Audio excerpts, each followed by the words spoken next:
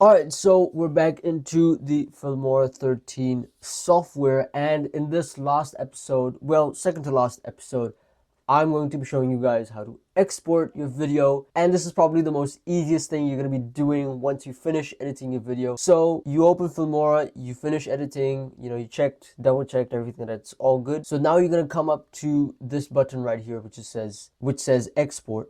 And you're going to click on that, and of course you're going to wait, and there you go. So it's going to come up with this window, and it's going to ask you for your name, save to, where you want to save it. Preferably, if you want, you can export it onto your device, on your laptop or computer, or you can also export it to your social media. I haven't tried this personally because I think it's better if you manually upload it onto YouTube, but I usually always do it locally.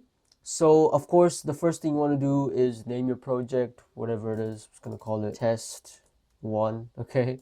And of course, you want to decide where you want to save it to.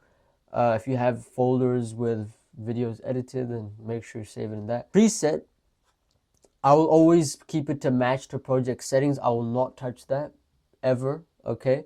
Format, of course, MP4, because that's the best format you can export it in. If you want, you can do AVI, MOV, whatever suits you, or whatever, if you have clients or whatever, and they want it in a particular format, then go ahead. But I usually just keep it in MP4.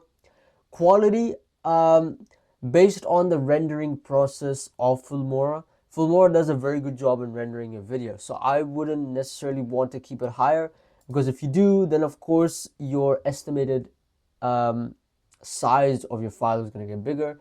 So I just keep it at recommended, just because Filmora does a very good job at rendering your video. Resolution, whatever you started out with, keep it just that, 1920 by 1080. If you have a short form video, then of course this is going to be the other way around. Frame rate, depending on what frame rate you filmed your video in, I would also not touch this as well, because this can obviously tamper with the video and make it look sometimes choppy as well. So if you filmed in 30 fps, make sure you render at 30 fps. If you filmed in 25 fps, make sure you render that, and so on and so forth. Advanced compression, now this is used when your file size is obviously more larger than you want it, and that's why you would use it. And if you're going to enable this, then of course you could obviously do it by quality, but of course compression means you're reducing the quality of your video.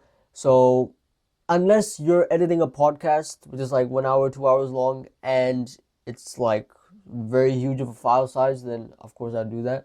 But otherwise, you do not need to touch that at all. And at the end of all that, our video is starting and slowly rendering. And of course, when you get to this part, it's going to show you, the percentage completed, time estimated. But that's it for today's video. If you guys really enjoyed it, then please go ahead and like, subscribe, share, and comment. And of course, keep a lookout for the last episode of this video editing course, because the last episode is not me showing you what to do, but it's a few tips and tricks when starting out video editing. But anyway, guys, I'll see you guys tomorrow.